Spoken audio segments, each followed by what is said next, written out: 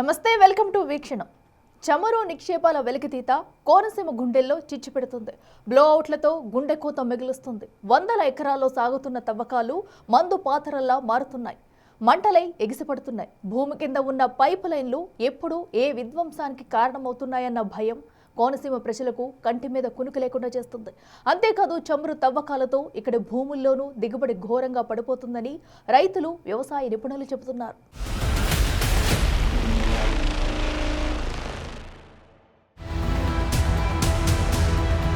కోనసీమ అనగానే పచ్చని కొబ్బరి తోటలు, పరవళ్లు తొక్కే గోదావరి, ప్రశాంతమైన పల్లె వాతావరణమే కళ్ల ముందు మెదులుతుంది. ఇప్పుడదే కోనసీమ బ్లో అవుట్ల ముప్పు ముంగిట నిలబడింది. భూగర్భంలో దాగున్న చమురు, సహజ వాయువు నిక్షేపాలు ఈ ప్రాంతానికి సిరిని తేవాల్సింది పోయి జనం జీవితాల్లో చిచ్చుపెడుతున్నాయి. చమురు నిక్షేపాల తవ్వకాలు ప్రాణాంతకమైన మందుపాతరల్లా మారుతుంటే పైప్ లైన్లు ఎప్పుడు పేలుతాయో తెలియని స్థితిలో స్థానిక ప్రజలు భయం గుప్పెట్లో బతుకుతున్నారు. కోనసీమ వ్యాప్తంగా ఆన్షోర్, ఆఫ్షోర్లు చమురు నిక్షేపాల వెలికితీత దశాబ్దాలుగా కొనసాగుతోంది. పొలాలు, గ్రామాలు, ఇళ్ల మధ్య నుంచి చమురు పైప్ లైన్లు ఉండడంతో ఎప్పుడు ఏ విస్ఫోటనం సంభవిస్తుందో తెలియక ప్రజలు బిక్కుబిక్కుమంటూ కాలం వెళ్లదీస్తున్నారు.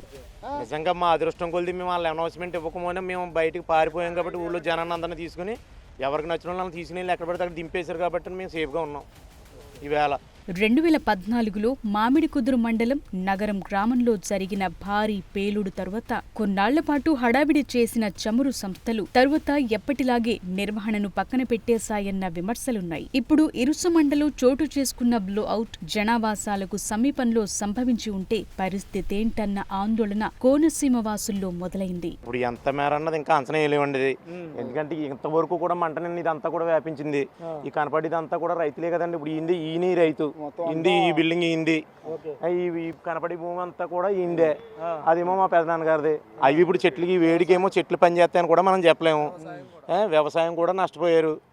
అన్ని విధాలా మాకు లాస్ జరిగింది. కానీ మాకు ఇన్ఫర్మేషన్ మాత్రం లేట్గా ఇచ్చారు. మేము అప్రమత్తం అయ్యి మా ఊరంతా ఖాళీ చేయించాం కాబట్టి అండి, యాక్టివ్గా ఉండి మా కుర్రలందరం ఖాళీ చేయించాం కాబట్టి మాకు ఇవాళ ఏ విధమైన ఇబ్బంది కలగలేదు. నాయకులు అయితే అన్ని విధాలు చూసుకుంటున్నారు. నిన్న పొద్దు నుంచి ఎమ్మెల్యే గారు, ఎంపీ గారు, కలెక్టర్ గారు ఉండటం జరిగింది. మొత్తం స్మాష్ అంతా అక్కడ మీరు వెళ్ళారు కనపడుతుంది కదా, అదే రకంగా మీకు ఆయిల్ అయ్యి పొగ అయ్యి పట్టేసి పనికిరావండి అసలు. ఇవి అది మా 5-6 నెలలకి కానీ తెలియదు దాని ప్రభావం.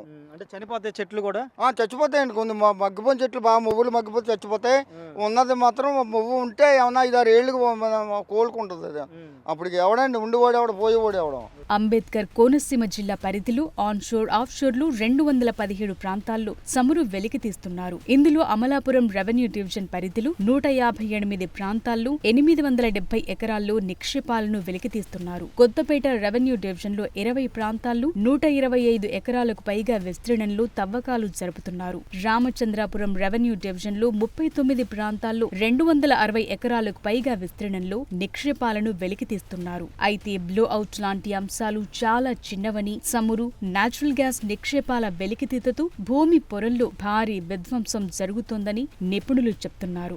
రిగ్ పేరిట కిలోమీటర్ల మేర తవ్వి తిరిగి పూడ్చకుండా వదిలేయటం అత్యంత ప్రమాదకరమని హెచ్చరిస్తున్నారు. నిక్షేపాల వెలికితీతకు భూములను గుర్తించి రైతుల నుంచి 3 నుంచి 5 ఏళ్లకు లీజ్ ప్రాతిపదికన తీసుకుంటున్నాయి చమురు కంపెనీలు. ఏడాదికి 2 పంటలకు వచ్చే దిగుబడిని అంచనా వేసి ఎకరాకు 80,000 నుంచి 85,000, బీడు భూములకు 26,000కు పైగా చెల్లిస్తున్నారు. తవ్వకాలు పూర్తయిన తరువాత భూములను తిరిగి రైతులకు అప్పగిస్తున్నారు. అయితే తవ్వకాలు చేసిన ప్రాంతంలో గోతులను పూర్తిగా పూడ్చివ్వాలి. ఇది ఖర్చుతో కూడిన వ్యవహారం కావటంతో పూడ్చివేత ఖర్చుల కింద 60 నుంచి 70,000 ఇస్తున్నారు. చాలా మంది రైతులు వీటిని పూడ్చటం లేదు. చమురు నిక్షేపాల వెలికితీత తరువాత కోనసీమ జిల్లా వ్యాప్తంగా కేవలం 61 బావులను మాత్రమే పూడ్చారు. వాటిలో అమలాపురం డివిజన్లో 43, కొత్తపేటలో 12, రామచంద్రపురంలో 6 ఉన్నాయి.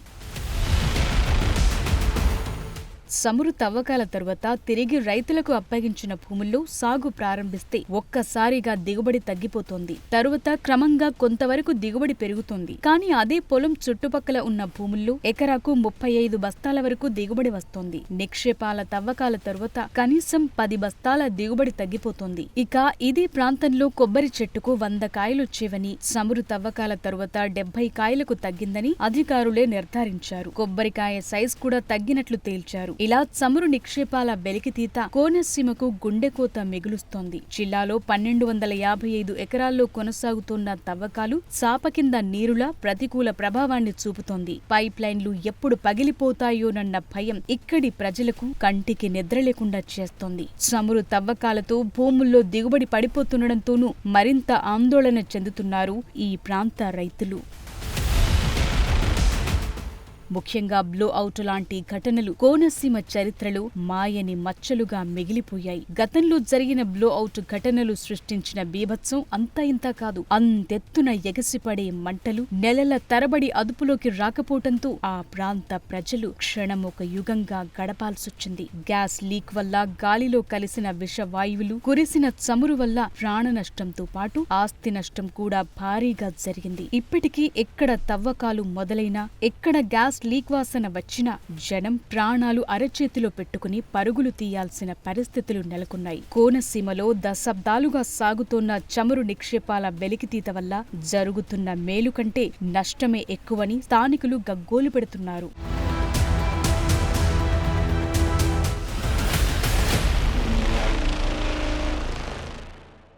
దేవరపల్లి నగరం ఇరుసుమండ ప్లేస్ మారుతున్నా విధ్వంసం మారడం లేదు. కోట్లు విలువ చేసే క్రూడ్ ఆయిల్, నేచురల్ గ్యాస్ తరలించుకుపోతున్నా ప్రజలకు భద్రత కల్పించడంలో మాత్రం అంతా విఫలమవుతున్నారు.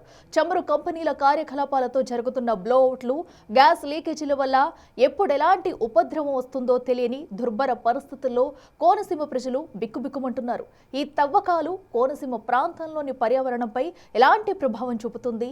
రాబోయే తరాలకు జరిగే నష్టమేంటి?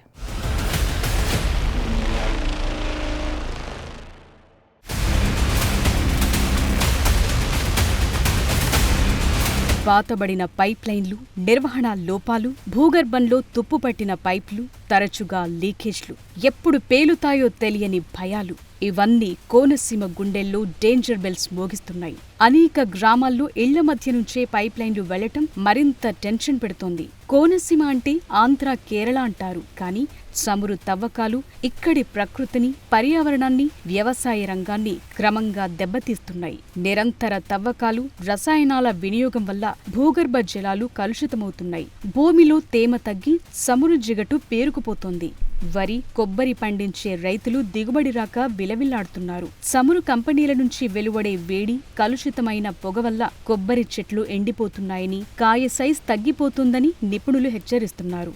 వందల ఎకరాల్లో సాగుతోన్న తవ్వకాల వల్ల సాగు భూమి విస్తీర్ణం తగ్గిపోవటమే కాదు, మిగిలిన భూమి కూడా సేద్యానికి పనికిరాకుండా పోతోంది. చమురు, సహజ వాయువు నిక్షేపాల వెలికితీత వల్ల స్థానిక పర్యావరణం చిన్నాభిన్నమవుతోంది. జలవనరులు కలుషితం కావటం వల్ల చేపలు, రొయ్యల చెరువులు దెబ్బతింటున్నాయి.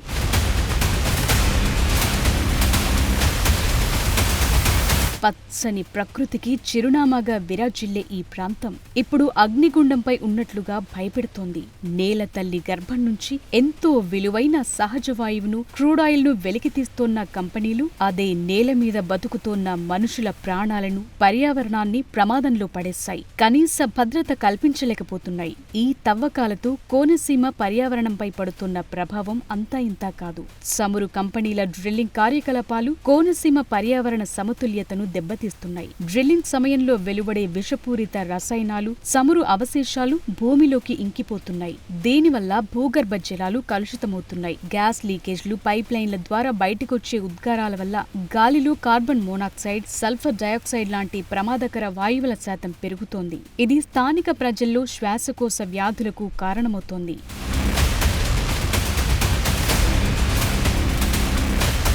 కోనసీమలో అంతర్జాతీయ స్థాయి భద్రతా ప్రమాణాలు పాటిస్తున్నామని కంపెనీలు చెప్తున్నా ఆచరణలో మాత్రం అలాంటివేవీ కనిపించడం లేదు. పాతబడిన పైప్ లైన్లను మార్చకపోవటం, నిరంతర పర్యవేక్షణ లేకపోవటం వల్ల ప్రమాదాలు తరచుగా జరుగుతూనే ఉన్నాయి. ఈ ప్రాంతంలో రాత్రిపూట ప్రశాంతంగా నిద్రపోయే పరిస్థితి లేదు. ఎక్కడ పైప్ లైన్ పేలుతుందో, ఎప్పుడు మంటలు ఆకాశాన్ని తాకుతాయో తెలియని భయాందోళనతో ప్రజలు బతుకుతున్నారు. ఇదే పరిస్థితి కొనసాగితే కాలుష్యం, వరుస ప్రమాదాల వల్ల కోనసీమ నివాసయోగ్యం కాని ప్రాంతంగా మారుతుందనే ఆందోళన మొదలైంది.